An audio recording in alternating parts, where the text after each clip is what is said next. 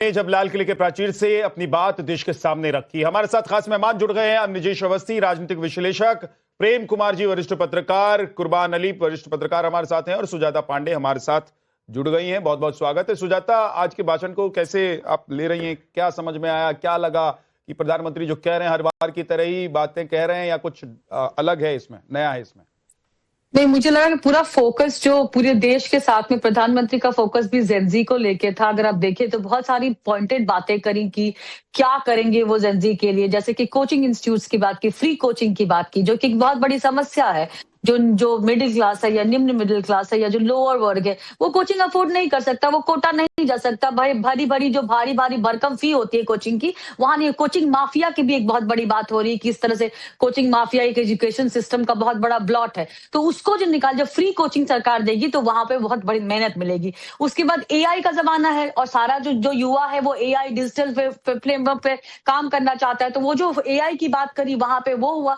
फिर उसके सबसे इंपॉर्टेंट जो मुझे लगा कि एक चीज उन्होंने बोली कि जो 5-6 दशकों में नहीं हुआ वो अगले 5-6 सालों में हो जाएगा, मतलब स्पीड की बात की। क्योंकि युवा जो है ना, अगर आप देख लीजिए ऐप की बात है, वो जेप्टो है, ब्लिंकिट है, कुछ भी यूज करता है तो उसको रियल टाइम देखता है कि कहाँ है मेरा फूड। अगर खाना भी ऑर्डर किया है तो कितने देर में खाना पहुंचेगा, उसको ये टाइम फ्रेमवर्क चाहिए होता है जो पहले की जनरेशन में नहीं था। आप प्रधानमंत्री ने अगर आप देखिएगा तो भाषण में वो टाइम फ्रेमवर्क दिया है, जैसे कि 2047 का विकसित भारत का जो रोड मैप भी दिया, उसमें भी ये बताया कि हमने पिछले सालों में ये किया है, हमारी सरकार ने किया है, अगली बार हम ये करेंगे। रिफॉर्म्स की बात की, सप्तधारा की बात की कि कैसे हर एक चीज को एक साथ आके मुड़ना होगा और साथ में मिलना होगा, साथ लेकर चलना होगा, तभी हम विकसित भारत की दिशा में एक कदम और आगे बढ़ा पाएंगे। सबसे इंपॉर्टेंट जो एक बात करी है वो है नेगेटिव नक्सल की। मैं तो उनको दिमागी नक्सल नहीं बोलूंगी, नेगेटिव नक्सल की, जिनकी तमाम बातों का जिक्र हम करेंगे।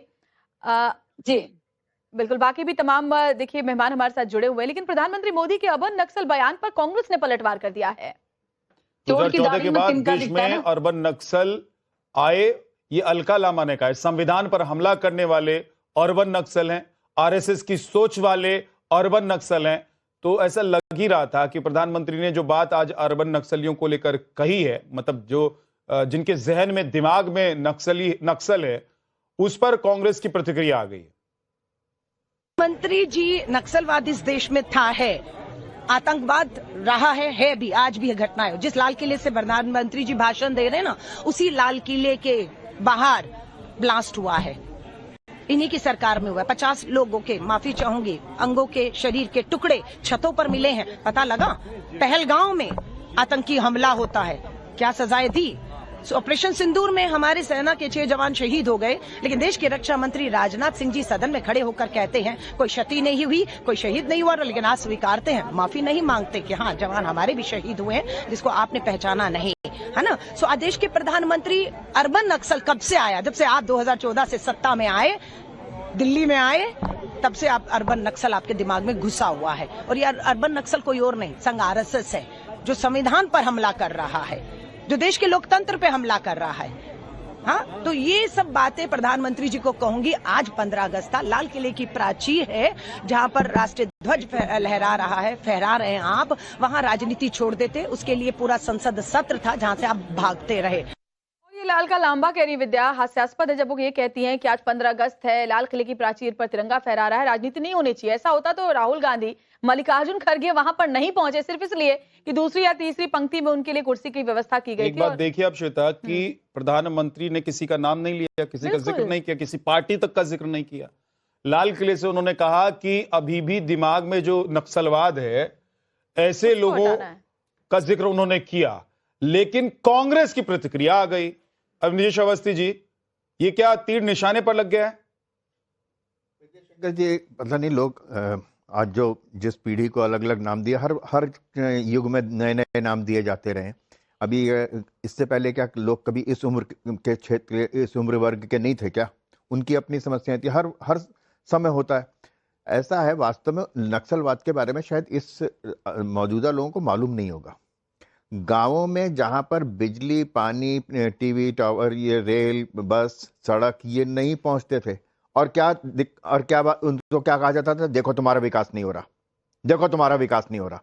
और सड़क नहीं बनने दी जाती थी, माइनिंग बिछाई जाती थी, ये था। और इसका कारण क्या था? कारण सिर्फ ये कि आज इतनी बड़ी प्रॉब्लम जो लगातार और बहुत बढ़िया, मैं ये कहा कि सबसे महत्वपूर्ण बात ये कि प्रधानमंत्री ने इस अपनी समस्या को, देश के समस्या जो है दिमागी रूप से जो नक्सली हो चुके हैं या नक्सली हैं उनको पहचान लिया। यही नहीं, उन्होंने इसका इलाज भी ढूंढ लिया कि सिविल डिफेंस में हम तैयार करेंगे। अब गाली गलौज नहीं चलेगी और देश के परिवार को समझना चाहिए कि हमारा बच्चा जो है वो क्या कर रहा है। उसके बड़ा हैरत की बात है श्वेता जी, एक छोटी सी बात आपको शायद विषयांतर लगे। जिन लोगों ने वहां पर जंतर मंतर में प्रधानमंत्री और उनकी मां को गाली दी, वो आज उनकी दिक्कत पता है क्या? उनकी शिकायत है कि हमारे परिवार को ट्रोल किया जा रहा है, जी हमारे परिवार को गाली दी जा रही है। हैरत की बात है ये, हैरत की बात है, जिन्होंने नॉर्मलाइज किया। समझ में आ रहा है। बात यह है कि इस समूचे देश में विकास तो है, लेकिन विकास की नाव में नीचे से नक्सलवाद का जो छेद कर दिया गया था, वो छेद बंद करने की कोशिश है। ये नक्सलवाद को खत्म करना क्या है, उस विकास को दिखाई दे, उस व्यक्ति तक पहुंचे। आखिरी पायदान पर बैठे व्यक्ति तक। प्रेम कुमार जी तक नहीं पहुंची थी, रेल तो बहुत दूर सही बात है। प्रेम कुमार जी, क्या वाकई आप इससे कोई अचीवमेंट नहीं मानते कि आज उन गढ़ों में, नक्सलियों के गढ़ में, जहां पर काला झंडा फहराया जाता था, वहां तिरंगा लहरा रहा है पहली मर्तबा?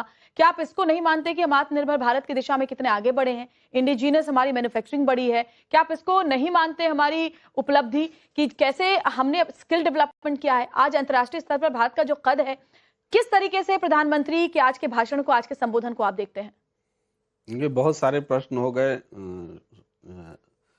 देखिए, है क्या कि एक पर हम फोकस करते हैं, वो ये कि एक हिपोथेटिकल थ्रेट जो है, दुनिया में कम्युनिज्म कमजोर हुआ, हिंदुस्तान में भी नक्सलवाद कमजोर हुआ, और इसमें कोई सरकार का दोनों एक साथ कमजोर हुआ आप कह रहे हैं? और इसमें सरकार का समय कोई रोल के नहीं साथ आपको हुआ लगता है, क्योंकि भाई रमन सिंह की सरकार लंबे समय तक रही छत्तीसगढ़ में और डबल इंजन भी आई, लेकिन वहां नक्सलवाद के बजाय हमने सामूहिक नरसंहार देखा, वो सारा युग था। लेकिन समय के साथ वो खत्म हुआ, तो उसका एक क्रेडिट भी ले रहे हैं और साथ साथ एक हिपोथेटिकल थ्रेट भी बता रहे हैं। जैसे अर्बन नक्सल से बढ़कर वो कह रहे हैं कि दिमागी नक्सल। इस दोनों में क्या फर्क है? अर्बन नक्सल ज्योग्राफिकल एरिया में सीमित हुआ, अर्बन वर्ल्ड कि वहां रहने वाले पढ़े लिखे लोग, इस तरह से मैसेज था। अब इनको दिमागी नक्सल क्या है? इसमें जेन जी का जो थ्रेट इनको दिख रहा है ना, उसको भी वो दिमागी नक्सल तो आपने से जोड़ ढूंढ लिया। लिया। नहीं, दिमागी नक्सल से तो आपने ढूंढ लिया। युवाओं को लेकर उन्होंने अलग से एक कहा। सेकंड इसका विस्तार देखिए ना, सर, मैं मुझे एक चीज बताइए। जवाब मैं एक सेकंड, लेकिन मैं एक बात क्लियर करना चाहता हूं। प्रेम सर, प्रेम कुमार जी, मैं एक चीज क्लियर करना चाहता हूं। प्रधानमंत्री नरेंद्र मोदी ने अपने भाषण में कहीं भी जेनजी का, युवाओं का या उन लोगों का जिक्र नहीं किया जिनका जिक्र आप कर रहे हैं। आप उसको कनेक्ट कर रहे हैं क्योंकि आपको वो सूट कर रहा है, बल्कि उन्होंने युवाओं की डेवलपमेंट, स्किल डेवलपमेंट आप ट्विस्ट कर रहे हैं उनके बयान को। हाँ, तो जब विस्तार दे रहे हैं अर्बन से दिमागी नक्सल, तो आप तो कारण होगा। नहीं, कारण क्या है? तो कारण आप अपने जनरेशन में क्यों नहीं ढूंढ रहे हैं? नहीं, तो आप अपने जनरेशन में क्यों नहीं ढूंढ रहे हैं? क्योंकि आप जेनजीज में क्यों ढूंढ रहे हैं? अवनीश जी, ठीक है। सुन लीजिए, प्रेम कुमार जी, आप सुन लीजिए प्रेम कुमार जी, सुन लीजिए। आप ही बोलिए। एक छोटी सी बात, नहीं, उसके बाद जवाब दीजिएगा ना, आप मेरी बात का जवाब दीजिएगा। दिमागी नक्सल इसलिए कहा गया कि उन नौजवानों के कंधों पर रखकर बंदूक चलाने वाले वो लोग हैं जो बहुत उम्र दराज हो चुके हैं और अपने आप को इस जनरेशन का मसीहा कह रहे हैं। वो बड़े बड़े बुजुर्ग लोग जिनके सर पे बाल नहीं, मैं आपकी बात नहीं कर रहा हूं, वो वहां यूनिवर्सिटीज में तमाम जगह की प्रेस में जो इस तरीके की बात करते हैं ना, ये सिविल लिबर्टीज के नाम पे, सिविल सोसाइटी के नाम पर जो कर रहे हैं ना, ये देश उनको देख चुकी है। ये तो देख चुका कि जंतर मंतर और झारखंड में एक ही व्यक्ति का अलग अलग कैसे रिएक्शन था।